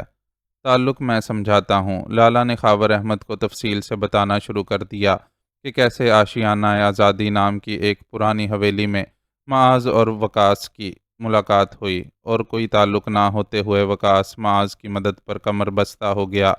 یہ جان کر تو وہ لوگ حیران ہی رہ گئے کہ اپنے غیاب کے عرصے میں معاذ کچھ دن وقاص کے ایک فلیٹ میں بھی مقیم رہا، لیکن پھر سعد کے اغوا کی اطلاع ملنے پر اس نے وکی کو بتائے بغیر خود کو اپنے دشمنوں کے حوالے کر دیا، اور پھر بعد میں وکی کی تمام تر کوششوں کے باوجود اسے معاذ کا کوئی سراغ نہیں مل سکا۔ میں نے اپنے بیٹے کو ہمیشہ بے پرواہ اور غیر مستقل مزاج ہونے کے طعنے دیے، لیکن اس نے اپنی فیملی کو بچانے کے لیے جس طرح قربانی دی ہے، میں خود کو اس کے سامنے شرمسار محسوس کرتا ہوں۔ خاور احمد نے نم آنکھوں سے معاذ کے بارے میں تبصرہ کیا۔ کبھی کبھی انسان سے اپنے بچوں کو سمجھنے میں بھی غلطی ہو جاتی ہے۔ جہاں تک مجھے معاذ کے بارے میں معلوم ہوا ہے، اس سے میں نے اندازہ لگایا ہے کہ وہ غیر معمولی صلاحیتوں کا مالک ایک اچھا نوجوان ہے۔ کراچی میں میرے گلو استاد نامی ایک بندے کا معاذ سے جیل میں واسطہ پڑ چکا ہے۔ وکی کے علاوہ مجھے گلو سے بھی معاذ کے بارے میں کچھ باتیں جاننے کو ملیں، اور میں نے محسوس کیا کہ معاذ ان بچوں میں سے ہے جن پر والدین کو بجا طور پر فخر ہونا چاہیے، لیکن ایسے بچوں کی بدقسمتی یہ ہوتی ہے کہ ان کے غیر معمولی ہونے کی وجہ سے والدین بھی انہیں نہیں سمجھ پاتے۔ آپ بہرحال پھر بھی خوش قسمت رہے کہ آپ کے بیٹے نے آپ کے کھلائے رزق حلال کی لاج رکھنے کی کوشش کی اور خود کو منفی سرگرمیوں میں ملوث نہیں کیا۔ لالا کی باتیں سن کر خاور احمد کا غم مزید بڑھ گیا، جبکہ علینا کی آنکھوں سے باقاعدہ آنسو بہہ نکلے۔ آپ ٹھیک کہتے ہیں، میں اپنے بیٹے کو پوری طرح سمجھ نہیں پایا، اور اب اسے سمجھنے لگا ہوں تو وہ نہ جانے کن زور آوروں کے چنگل میں پھنس گیا ہے کہ چاہتے ہوئے بھی ہمارے درمیان واپس نہیں لوٹ سکتا۔ جذبات کی شدت سے خاور احمد کا گلا رندنے لگا۔ کیا آپ سے معاذ کا کوئی رابطہ ہوا تھا؟ لالا کو ان کی بات نے چونکایا۔ جی، ایک بار وہ اچانک ہم سے ملنے آیا تھا، اپنے بارے میں زیادہ کچھ نہیں بتایا، بس یہی اندازہ ہوا کہ کچھ ایسے طاقتور لوگوں کے چنگل میں ہے کہ اپنی مرضی سے کچھ نہیں کر سکتا۔ خاور احمد نے اعتراف کر لیا۔ آپ نے اس سلسلے میں یزدانی یا عرفان اللہ میں سے کسی سے رابطہ کرنے کی کوشش نہیں کی؟ لالا نے محتاط انداز میں پوچھا۔ مجھ جیسے عام سے سرکاری ملازم کی کوششوں کی اوقات ہی کیا ہے؟ قانون بھی ہم جیسوں کا ساتھ دینے کے بجائے طاقتوروں کے ساتھ سودا کر لیتا ہے۔ معاذ کے ساتھ چھڑی دشمنی کی آگ نے جب میرے دوسرے بچوں کے ساتھ ساتھ اس کے دوست احباب کو بھی لپیٹ میں لینا شروع کر دیا تو مجھے تن بتقدیر ہو کر خاموشی سے ایک طرف ہونا پڑا۔ انہیں بے ساختہ ہی بشرا کے خاندان کا المناک انجام اور حسنین کی تشدد زدہ لاش یاد آ گئی تھی۔ ہمارے ہاں شریف اور کمزور لوگوں کو ایسا ہی کرنا پڑتا ہے۔ میں آپ کو ایک بات اور بتا دوں کہ یوں تو یزدانی اور عرفان اللہ بھی خاصے طاقتور لوگ ہیں، لیکن آپ کا بیٹا اب ایسے لوگوں کے ہاتھوں میں ہے جو ان کے بھی باپ ہیں۔ میں خود بھی ان لوگوں سے براہ راست ٹکر نہیں لے سکتا، لیکن آپ کی اتنی مدد کرنے کی ضرور کوشش کروں گا کہ آپ لوگوں کی وجہ سے معاذ کو بلیک میل نہیں کیا جا سکے۔ مجھے یقین ہے کہ اس کی یہ کمزوری دور ہو گئی تو وہ ایک دن خود اپنے آپ کو ان کے مقابلے میں شہزور ثابت کر دے گا۔ میں آپ کی اس مہربانی کی وجہ سمجھنے سے قاصر ہوں۔ خاور احمد کی حیرت بجا تھی۔ وجہ میں آپ کو بعد میں بتاتا ہوں، پہلے آپ کی وکی سے ملاقات کروا دوں۔ لالا نے اپنے ہاتھ میں موجود موبائل پر انگلیوں کو حرکت دیتے ہوئے کہا اور منتظر نظروں سے دروازے کی طرف دیکھنے لگا۔ 1 منٹ سے بھی کم وقفے میں وقاص عرف وکی اجازت لے کر کمرے میں داخل ہوا۔ آج اس نے اہتمام سے بہترین پینٹ شرٹ پہن رکھی تھی اور سیاہ بال نہایت سلیقے سے جمے ہوئے تھے۔ اس کے اندر داخل ہوتے ہی خوشبو کا ایک جھونکا بھی ساتھ آیا تھا۔ خوش شکل وہ پہلے ہی تھا، اس تیاری کے ساتھ باپ بیٹی پر اس کی شخصیت کا مجموعی تاثر اچھا پڑا۔ السلام علیکم، اس نے خاور احمد سے ہاتھ ملایا اور علینا سے نظریں ملائے بغیر لالا عیسیٰ کے قریب بیٹھ گیا۔ معاذ کی مدد کرنے پر اس کے مخالفین وکی سے بھی سخت ناراض تھے۔ اگر میں درمیان میں نہ ہوتا تو شاید وہ اسے سخت سزا بھی دیتے۔ میں نے اسے ان کے عذاب سے بچانے کے لیے کافی عرصے کے لیے دبئی بھی بھجوا دیا تھا، لیکن میرے لاکھ سمجھانے پر بھی یہ باز نہیں آتا۔ ابھی حال ہی میں اس نے معاذ کی دوست بشرا گلزار کے ساتھ مل کر عرفان اللہ کے خاص آدمی بازل پر ہاتھ ڈالنے کی کوشش کی تھی۔ قسمت تھی کہ یہ لوگ اس کوشش میں مارے جانے سے بچ گئے، اور میں سنجیدگی سے اس سے بات کرنے پر مجبور ہوا کہ آخر یہ کیوں خود کو اس معاملے سے الگ کرنے پر تیار نہیں ہوتا۔ مجھے بھی اس بات پر حیرت ہو رہی ہے کہ یہ نوجوان کوئی خاص تعلق نہ ہوتے ہوئے بھی اس معاملے میں اتنا انوالو کیوں ہو رہا ہے، ورنہ تو ہمارے حالات ایسے ہیں کہ چند ایک کو چھوڑ کر زیادہ تر عزیز و اقارب اور دوست احباب نے ہم سے کنارہ کشی اختیار کر لی ہے۔ خاور احمد نے وقاص کو غور سے دیکھتے ہوئے اپنی حیرت کا اظہار کیا۔ یہ اپنے دل کے ہاتھوں مجبور ہے خاور صاحب۔ مطلب؟ خاور احمد چونکے۔ مطلب یہ کہ لالا عیسیٰ کی نگاہیں علینا کے چہرے پر جا کر ٹک گئیں۔ میں یہ نہیں کر سکتا۔ یہ ضروری ہے معاذ، تم یہ سوچ کر اس کام کے لیے انکار نہیں کرو کہ تم سے یہ کام ہم لے رہے ہیں۔ تم یہ سوچو کہ تم یہ کام اپنے وطن کے لیے کر رہے ہو۔ سونیا نے اسے قائل کرنے کی کوشش کی۔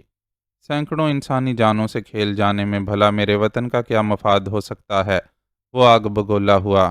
تمہارے حکام اعجاز عباس اور سلیم درانی کو بھارت کی قید سے آزاد کروانے کے لیے یہ کارروائیاں کروا رہے ہیں، اور تم جانتے ہو کہ یہ 3 افراد اتنے قیمتی ہیں کہ ان کے لیے 100-150 افراد کی جانوں کی قربانی دے دینا مہنگا سودا نہیں ہوگا۔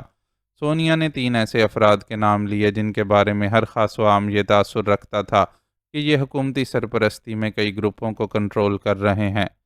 کیا ان تینوں کو ڈائریکٹ ایکشن کے ذریعے نہیں چھڑوایا جا سکتا؟ اس سے جو کچھ کرنے کو کہا جا رہا تھا، اس کا ذہن وہ سب کرنے پر آمادہ نہیں تھا۔ اگر ایسا ممکن ہوتا تو یہ کام پہلے ہی کیا جا چکا ہوتا۔ ان تینوں کو نہایت سخت حفاظتی حصار میں رکھا گیا ہے، اور وہاں تک کسی کی رسائی ممکن نہیں ہے۔ تمہاری حکومت کے پاس واحد حل یہی ہے کہ اس طرح کی کارروائیاں کر کے بھارت پر دباؤ ڈالے اور اسے مجبور کرے کہ وہ ان تینوں حضرات کو رہا کر دے۔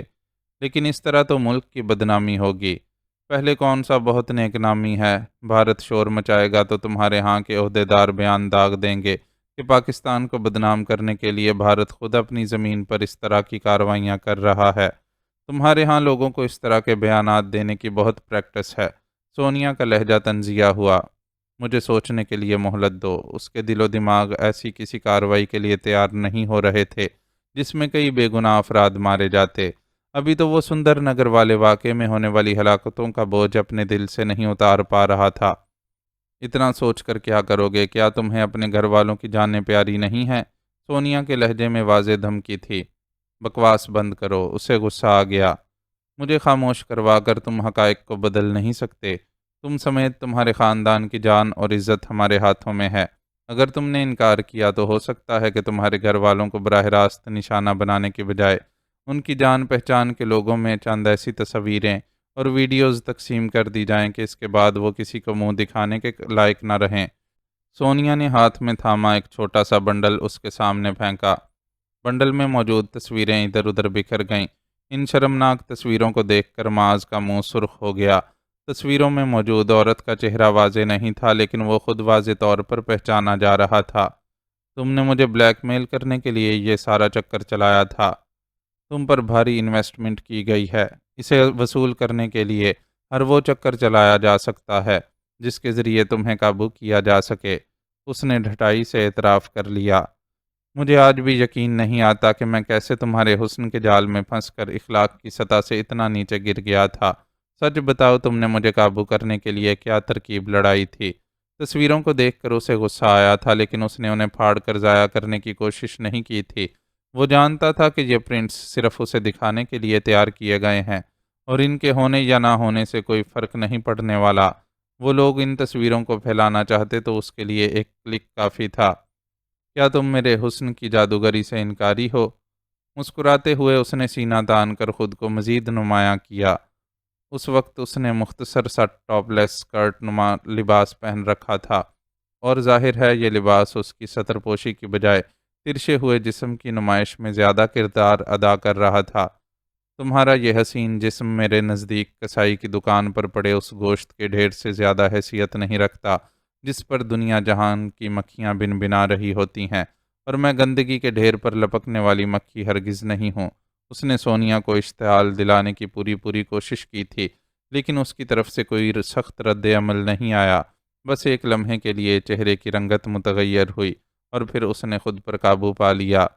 اس رات ہم دونوں نے جو چائے پی تھی، اس کے ساتھ آنے والی چینی میں ایک ایسی دوا شامل تھی جو انسان کے جذبات میں ہیجان پیدا کر کے اسے ہوش و خرد سے بیگانہ کر دیتی ہے۔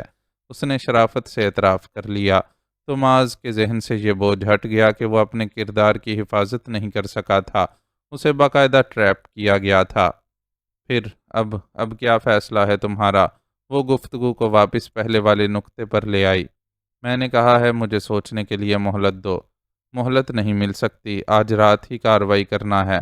انکار کی صورت میں ہم ایسا چکر بھی چلا سکتے ہیں کہ تمہاری اکلوتی لاڈلی کمسن بہن آج رات ہی کسی نائٹ کلب میں ناچتی ہوئی پائی جا سکتی ہے۔ ہو سکتا ہے ناچنے کے علاوہ وہ کوئی گاہک پھنسانے میں بھی کامیاب ہو جائے۔ بکواس بند کرو، اس نے شدید طیش کے عالم میں سونیا کا گلا دبوچ لیا۔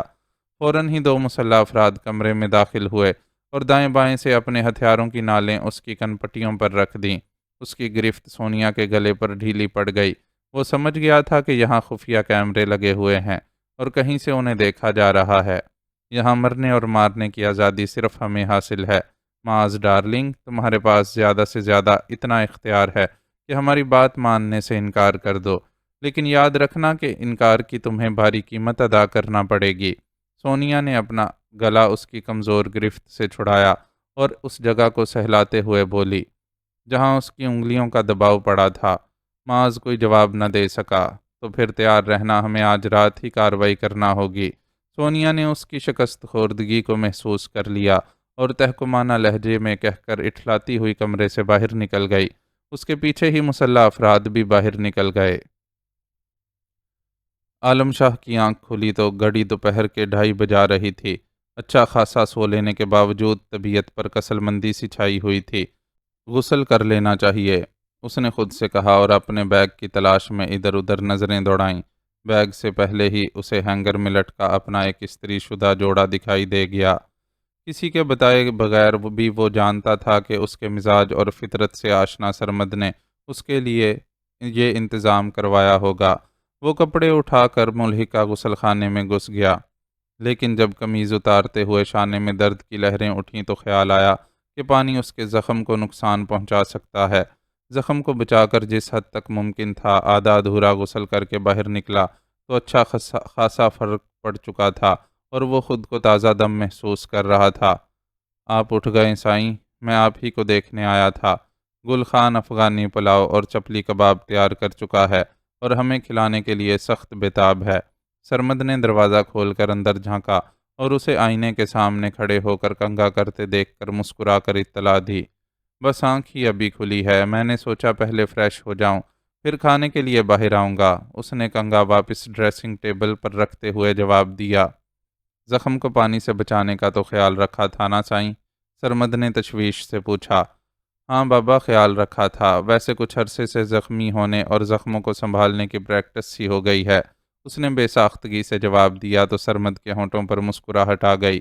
یہ حقیقت تھی کہ گزشتہ چند ماہ میں عالم شاہ کئی بار زخمی ہوا تھا، لیکن بفضل باری تعالیٰ صحت بھی نصیب ہو گئی تھی۔ آؤ تو پھر چل کر ذرا گل خان کی محنت ٹھکانے لگاتے ہیں اور افغانی پلاؤ اور چپلی کباب کو ان کے اصل مقام تک پہنچاتے ہیں۔ وہ اور سرمد آگے پیچھے چلتے کمرے سے باہر نکلے ہی تھے کہ سامنے سے گل خان آتا دکھائی دیا۔ آپ اٹھ گئے صاحب؟ شکیل صاحب نے کو بولا تھا کہ آپ کا کھانے پینے کا بہت خیال رکھنا ہے، پر آپ ایسا لمبی تان کر سویا تھا کہ کو لگا کہ کہیں آپ رات تک بھوکا ہی نہ سوتا رہے۔ گل خان، جو اس کے سونے کے دوران اچھا خاصا پریشان رہا تھا کہ مہمان کی خاطر مدارت کیسے کرے، اسے کمرے سے باہر دیکھ کر کھل اٹھا۔ تمہارے پلاؤ اور کبابوں کی خوشبو نے جاگنے پر مجبور کر دیا، ورنہ تھکن اتنی تھی کہ شاید رات تک ہی سوتا رہتا۔ کھا کر آپ کا دل خوش ہو جائے گا صاحب۔ گل خان کی باتیں پھیل گئیں۔ بس تو جلدی سے کھانا لگاؤ، پیٹ میں چوہے دوڑ رہے ہیں۔ رات کو کھانا نہیں کھایا تھا اور صبح بھی برائے نام ناشتہ کیا تھا، اس لیے اس وقت سچ مچ بھوک لگ رہی تھی۔ صفائی کا پورا خیال رکھتا ہے، ادھر کوٹھی میں ایک بھی چوہا نہیں ہے، پھر آپ کے پیٹ میں چوہا کدھر سے آ گیا؟ گل خان یکدم حورنک ہو گیا۔ اس کی یہ بات سن کر عالم شاہ اور سرمد دونوں کے حلق سے کہے ابل پڑے۔ آپ لوگ ایسے ہنستا کیوں ہیں صاحب؟ وہ بیچارہ مزید پریشان ہو گیا۔ تم بھی کمال کرتے ہو گل خان، دلی میں رہ کر تمہارا یہ حال ہے کہ ایک چھوٹا سا محاورہ بھی نہیں سمجھ سکتے۔ پیٹ میں چوہے دوڑنے کا مطلب ہے کہ بہت زیادہ بھوک لگ رہی ہے۔ سرمد نے ہنسی کو قابو میں کر کے اسے مطلب سمجھایا۔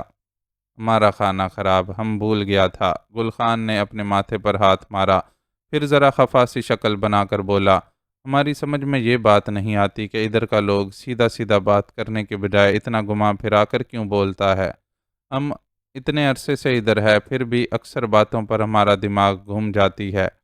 گل خان نے شکوہ کیا، پھر مڑ کر باورچی خانے کی طرف چلا گیا۔ عالم شاہ سرمد کی رہنمائی میں ڈائننگ روم کی طرف بڑھ گیا۔ سرمد کافی دیر پہلے جاگ کر اچھی طرح پوری کوٹھی کا جائزہ لے چکا تھا۔ ان کے میز کے گرد بیٹھتے ہی گل خان نے خاصے سلیقے سے ان کے سامنے کھانا سجا دیا۔ ناشتے کی طرح کھانے کے لیے بھی عالم شاہ کو حکمن سرمد کو اپنے ساتھ بٹھانا پڑا تھا۔ کھانا واقعی لاجواب تھا، ان دونوں نے خوب سیر ہو کر کھایا۔ شکیل بھائی نے آنے کا کہا تھا، ابھی تک آئے نہیں۔ کھانے کے بعد جب وہ لوگ گل خان کا تیار کردہ خوشبودار قہوہ پی رہے تھے تو عالم شاہ نے دیوار گیر گھڑی کی طرف دیکھتے ہوئے کہا، شکیل صاحب نے آپ کے لیے پیغام دیا ہے، صاحب کہتا ہے آج آنا مشکل ہے، وہ کل آئے گا۔ گل خان نے اطلاع دی، تمہاری شکیل بھائی سے بات ہوئی تھی؟ اس نے پوچھا تو جواب میں گل خان نے محض سر ہلا دیا، میری بات کرواؤ ان سے۔ اسے سجل کی طرف سے فکر تھی۔ بات نہیں ہو سکتا صاحب، شکیل صاحب نے ادھر سے فون کرنے سے منع کیا ہے، وہ خود بھی کہیں باہر سے بات کرتی تھی۔ گل خان کی دی اطلاع سے ظاہر تھا کہ شکیل کو اپنا نمبر آبزرویشن پر ہونے کا خدشہ تھا، اس لیے وہ یہ احتیاط برت رہے تھے۔ ممکن تھا کہ ان کے علاوہ دیگر اہل خانہ کے موبائل اور گھر کا لینڈ لائن فون بھی آبزرویشن پر ہو۔ صاحب نے یہ بھی بولا ہے کہ اگر فردوس بی بی آپ کو دیکھنے نہیں آ سکا اور آپ کو کوئی تکلیف محسوس ہو تو ہم ادھر پاس ہی سے کوئی ڈاکٹر بلوائے۔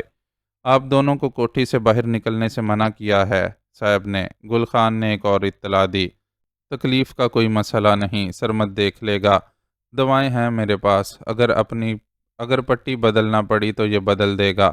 عالم شاہ نے اسے جواب دیا اور گہری سوچ میں ڈوب گیا۔ حالات خاصے مخدوش تھے۔ شکیل کے نہ آنے سے سفارت خانے سے رابطے کا معاملہ بھی ٹل گیا تھا۔ باقی کا سارا دن اضطراب کی سی کیفیت میں گزر گیا۔ ٹی وی کھولنے پر وہاں بھی پریشان کن خبریں دیکھنے کو ملیں۔ سنیل کی موت کی ذمہ داری اسی پر ڈال دی گئی تھی اور اب اس کی حیثیت ایک مفرور قاتل کی تھی۔ سرمد کو بھی اس کا شریک جرم ٹھہرایا جا رہا تھا اور کوشش کی جا رہی تھی کہ انہیں مفرور ملزمان سے زیادہ پاکستانی دہشت گرد قرار دیا جا سکے۔ کچھ لوگ دبے الفاظ میں نیاز شاہ کے خاندان کو دہشت گردوں کا سہولت کار بھی قرار دینے کی کوشش کر رہے تھے۔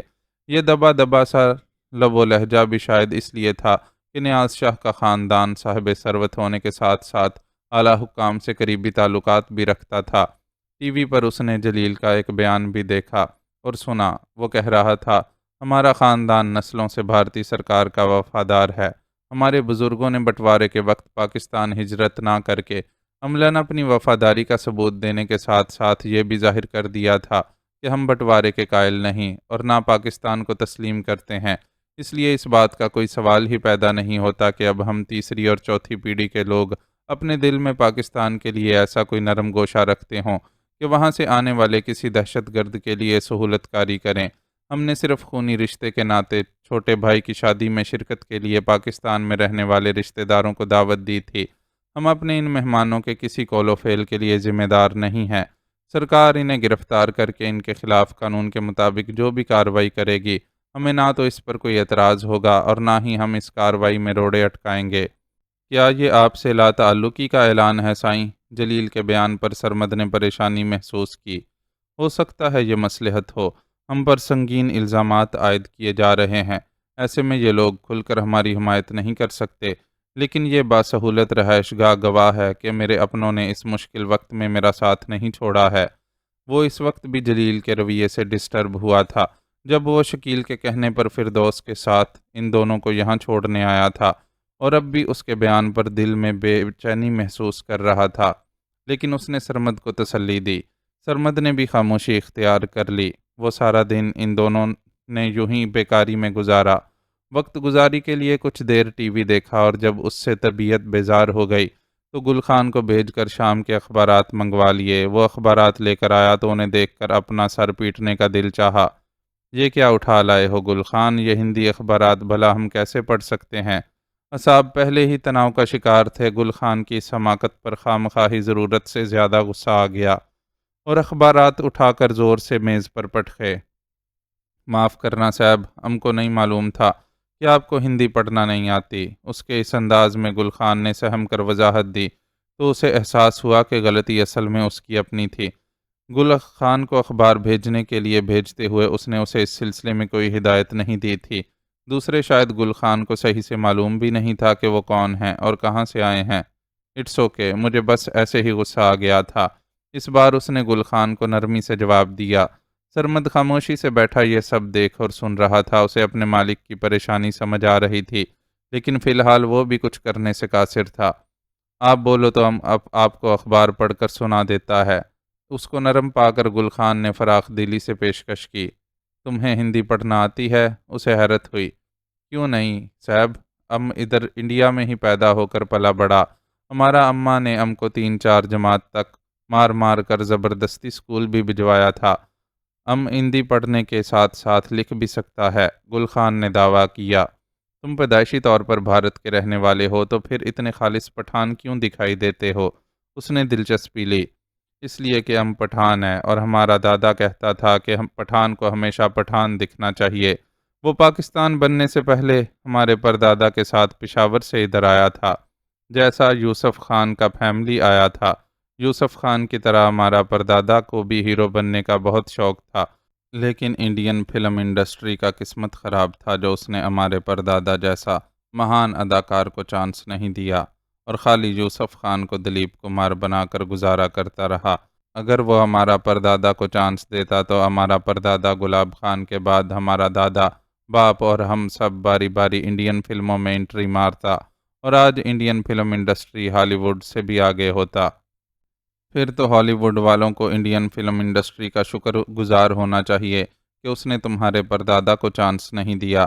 گل خان کی گل افشانیوں نے یکدم ہی اس کا موڈ خوشگوار کر دیا اور وہ ساری ٹینشن بھول کر مسکرانے لگا۔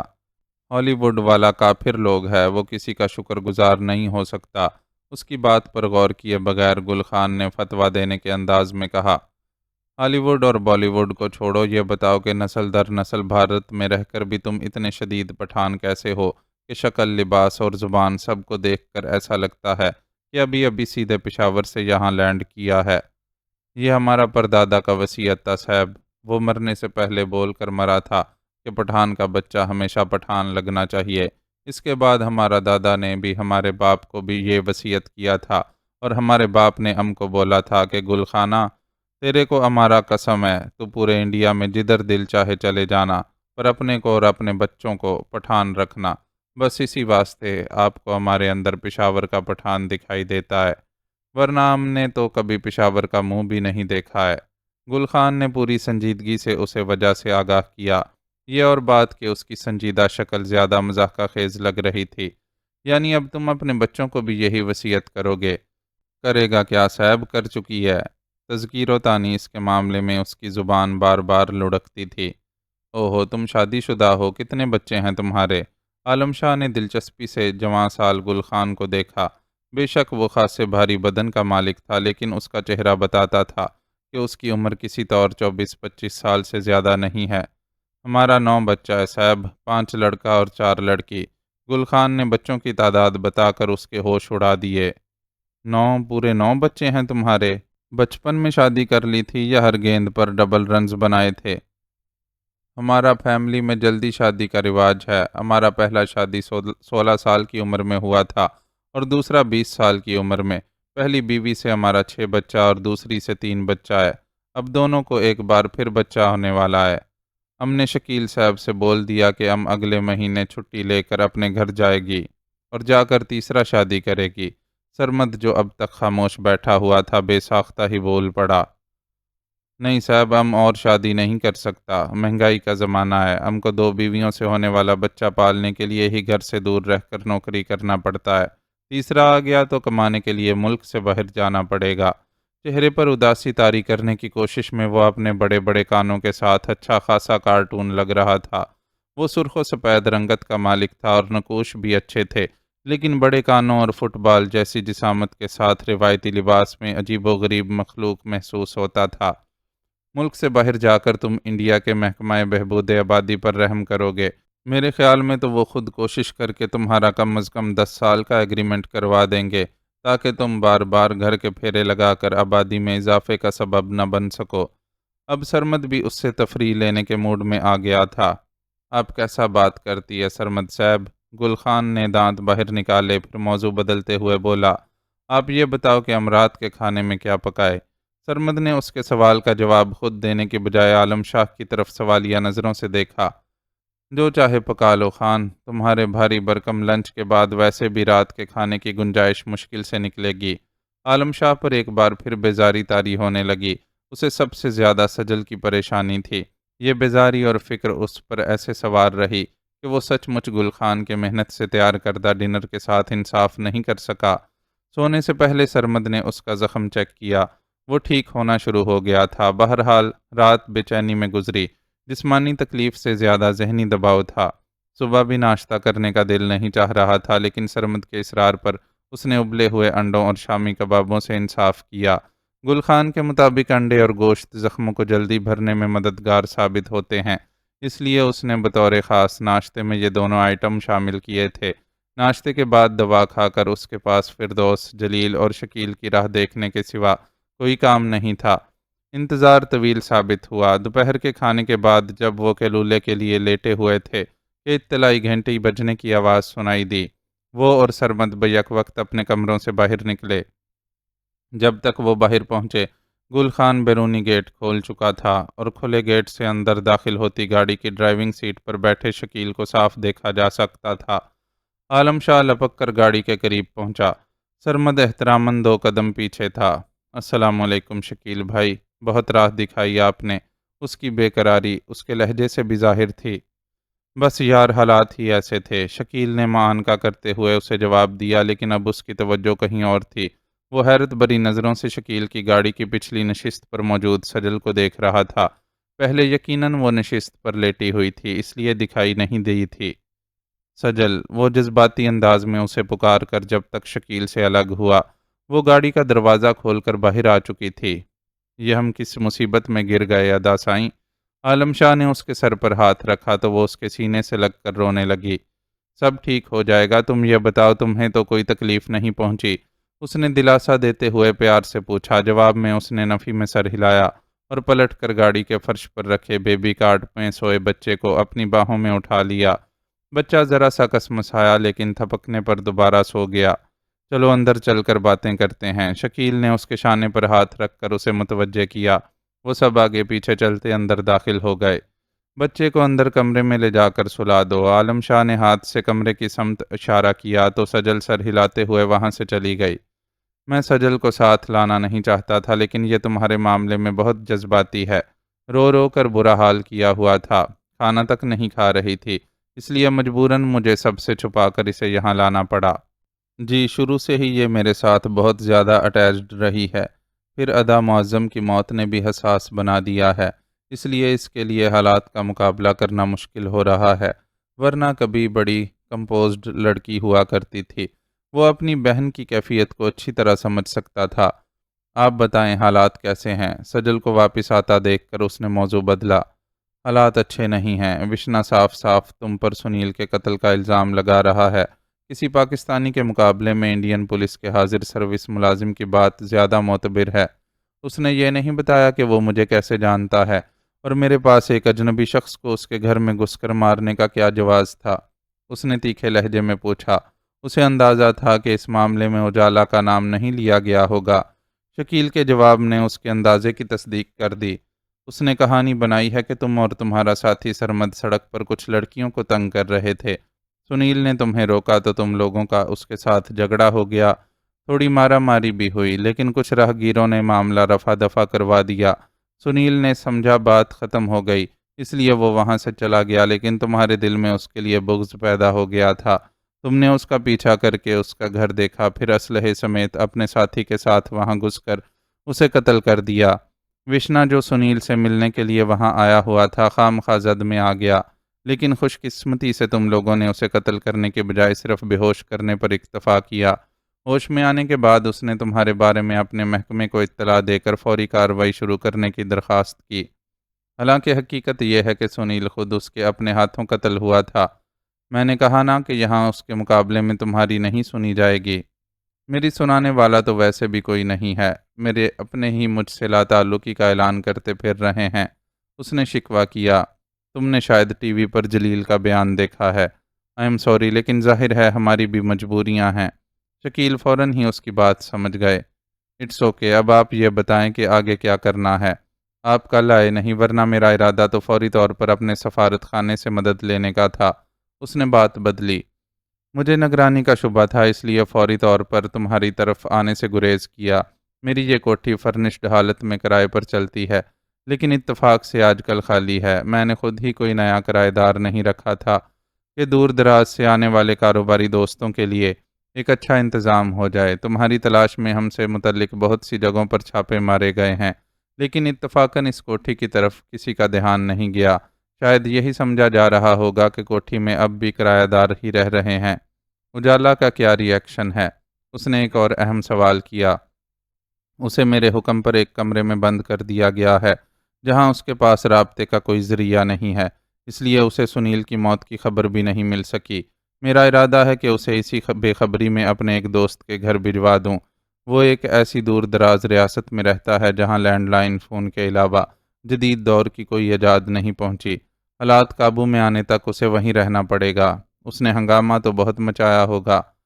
خدشات سے کم۔ نسرین نے اسے دبے الفاظ میں بتا دیا ہے کہ مجھ سمیت تمام بھائیوں کو اس کے سنیل سے تعلق اور دیگر پلاننگ کا علم ہو گیا ہے، اس لیے اس کا اپنے کمرے تک محدود رہنا اس کے اپنے حق میں ہی بہتر ہے۔ شکیل نے اپنی بیوی کا حوالہ دیا۔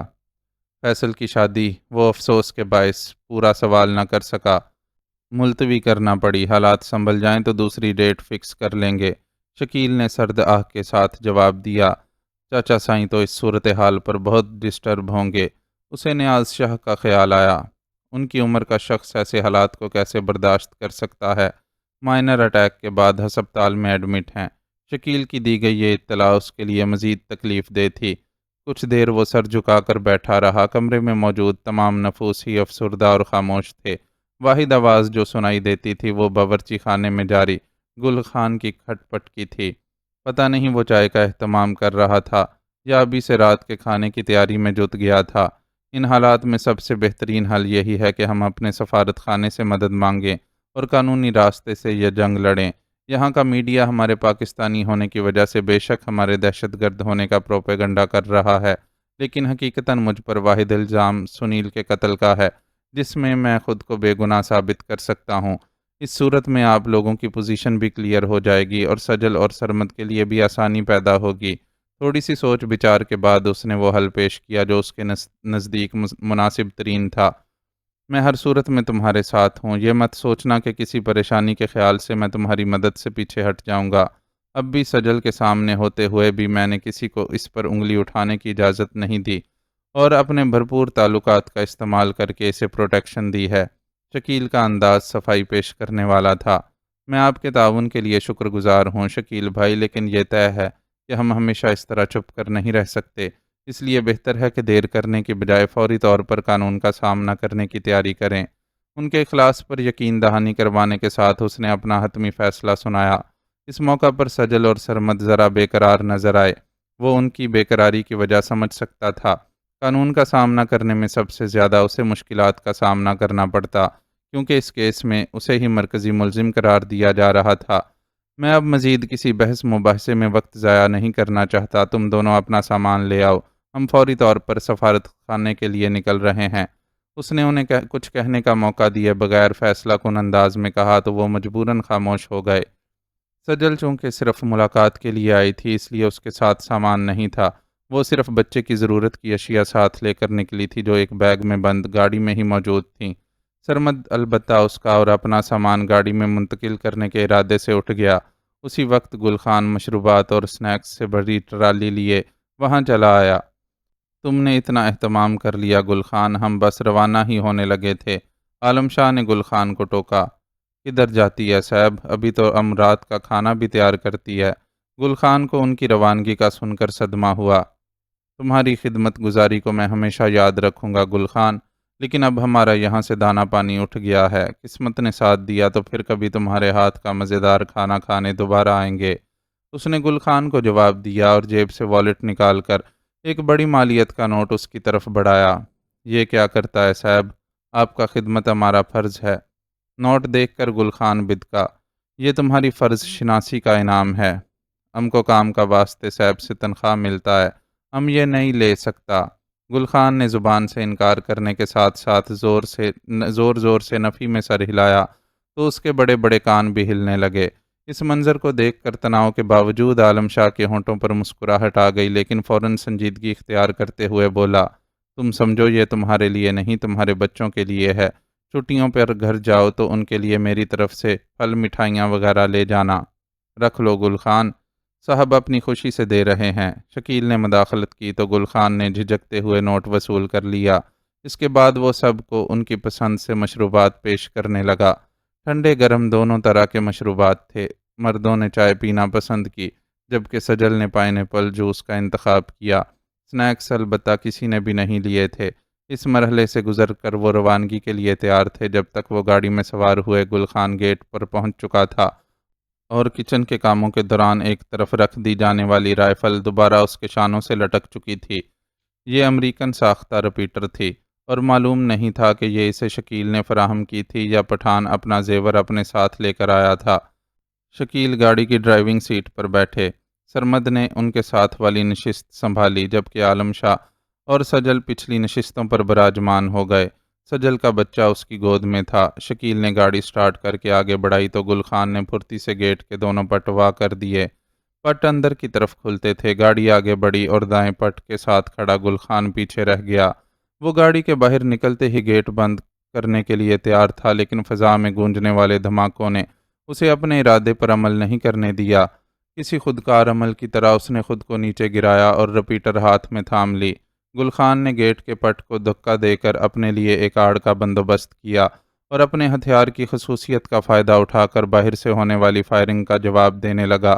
وہ دیکھ چکا تھا کہ فائرنگ کا آغاز ہوتے ہی باہر نکلتی گاڑی ڈگمگائی تھی اور خود بخود دائیں طرف مڑ گئی تھی، یعنی ڈرائیونگ سیٹ پر بیٹھا شخص کسی نہ کسی طور متاثر ہوا تھا۔ اپنے مالک کی خیریت کی طرف سے متفکر اس نے فائرنگ کا سلسلہ جاری رکھا۔ وہ اس گاڑی کو دیکھ چکا تھا جس میں سے شکیل کی گاڑی پر فائرنگ کی گئی تھی۔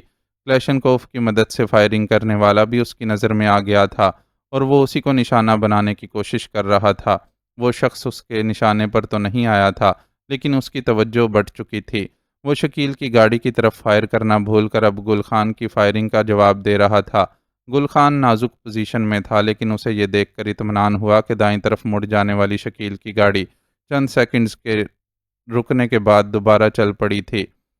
یعنی وہ شکیل کی زندگی کی امید رکھ سکتا تھا، لیکن اس کے لیے ضروری تھا کہ حملہ آور تعاقب نہ کر سکیں جبکہ ان کی گاڑی حرکت میں آ رہی تھی۔ اس موقع پر اس نے عجیب بے جگری اور جانثاری کا مظاہرہ کیا اور بہتر نشانہ لینے کے لیے گیٹ کی آڑ سے نکل کر حملہ آوروں کی گاڑی کے ٹائروں کی طرف گن کا رخ کر دیا۔ وہ نہیں دیکھ سکا کہ اس کی چلائی گئی گولیاں نشانے پر لگی ہیں یا نہیں۔ جسم میں اتر جانے والی دہکتی سلاخوں نے اسے اتنی مہلت نہیں دی تھی۔ معزز ناظرین و سامعین، لائک، کمنٹس اور شیئر ضرور کریں۔ شکریہ۔